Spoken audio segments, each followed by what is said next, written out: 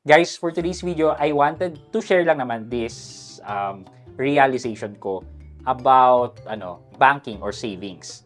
Kasi meron akong savings pero parang hindi naman siya kumikita. It got me thinking, saan ko pwedeng i-bank yung pera ko? Nakikita siya. Kung gusto niyo malaman kung anong naging decision ko, well, samahan niyo ako, pag-usapan natin yan.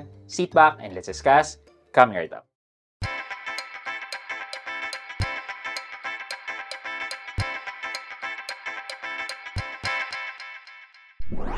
Hi guys, this is Pat and you're in Pat Quintos Review TV. So if you're new here in my channel, I do reviews about entrepreneurship, small business, and other personal finance na meron akong experience at ginawan ko na yan ng videos and playlists na makikita nyo dito sa taas. At kung bago ka dito sa channel ko, you may want to consider subscribing to my channel.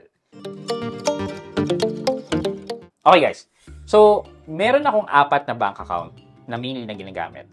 2 traditional bank and then 2 digital bank.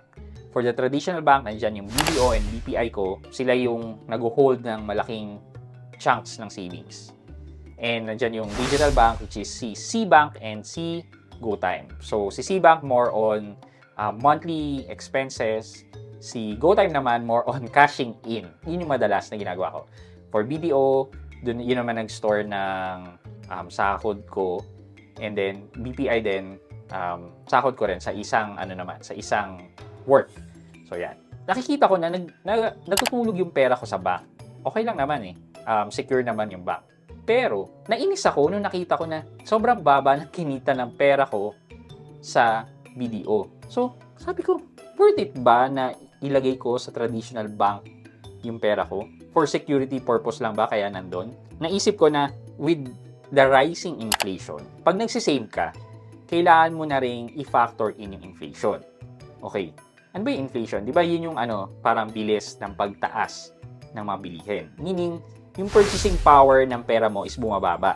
Kunyari, yung 100 pesos, pwedeng 80 pesos na lang yung value talaga niya. So, ganun. So, nagsisave ka ng pera sa bank, tapos bumababa yung value. Lalo na sa mga traditional banks, di ba? So, plano namin na bumili ng bahay, kaya kami nag-iipon ng pera, kaya kami nagbabank, is parang lumiliit pa yung value. Kailangan pa namin maghanap ng kumita pa ng mas malaki para lang makover namin yung inflation. Yun na nga. So, naisip ko na bakit hindi ko na lang i-transfer sa digital bank. Parehas naman yung mga bangko na yan na covered by PDIC na up to 500,000 pesos. Up to 500,000 pesos nga lang. So, sabi ko, sige, okay lang naman. Parehas naman silang bank. Though si BDO talaga, dependable talaga yan. Pero, hindi mo rin naman maaalis na si GoTime ay under Robinsons Bank, which is malaking bank na rin siya. And dependable bank din siya. So, got me thinking, bakit hindi ko na lang ilagay yung pera namin kay GoTime? Pero naisip ko, bakit hindi rin kay C-Bank? Well, eto na nga. Si GoTime kasi, ang base interest niya ay 5%. And ito yung driving factor kung bakit siya yung pinili ko. Kasi, walang cap ang kanyang 5% interest. Wala kang gagawin, basta nandyan yung pera mo, mag-earn yan ng 5%. Okay, to give you an illustration, for example, meron na akong naipon na pera pambili ng bahay. Yung naipon ko 1 million na. So, 1 million pesos. Kunin natin yung 5%, 50,000 pesos per year. Pero kasi may tax yan, so kunin natin yung 80%. So, kikita yung 1 million pesos ko ng 40,000 pesos per year. I-divide natin yan by 12 months, 3,333 ang kinita ng pera ko. Kahit papano, di ba, kumita yung pera ko ng 3,333. Compare yan sa traditional banks, di ba? Pag doon yung pera ko, magkano lang kikitain nun? Around 30 pesos lang din per month. So, ang laki ng difference. And yun nga, kailangan kong i-consider yung inflation. So, ano ba ang usual inflation rate natin? Naglalaro yan sa 5, 6, 7. Pinakamataas, 8. Ayan. At least, kumita man ng 5% ang pera mo, di ba? Bumaba lang ng around 2 to 3% yung value ng pera mo.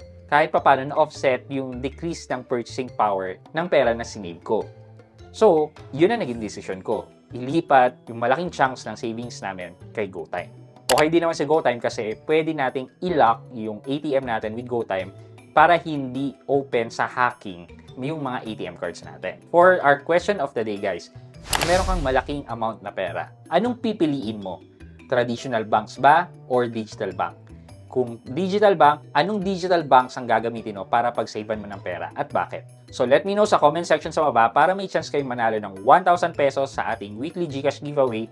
And also, huwag niyong kalimutan maglagay ng hashtag #road275k sub and mag-like and subscribe dito sa aking channel for your chance naman na manalo ng isang cellphone once we reach the 75k milestone. Yun lang muna po for today's video, but before we end this video, mag-shoutout muna tayo at shoutout kay at SweetSweet04. Sabi niya, thank you po sa pag-educate. Never pa naman ako nag-online lending na ako pa naisip i-try. May idea na ako dahil sa video na to. God bless. At SweetSweet04, shoutout sa iyo at thank you po sa patuloy na pagsuporta at panonood sa aking mga videos. Maraming salamat. Thank you for watching, guys. I hope you could like this video. Leave a thumbs up, and if not, wala nang problema dyan. But continue to support me by subscribing to my channel by clicking the subscribe button and also the bell button sa tabing subscribe para makareceive kayo ng latest notification sa lahat ng upload ko. Again, guys, this is Pat Quinto and you're in Pat Quinto's Review TV. Bye-bye!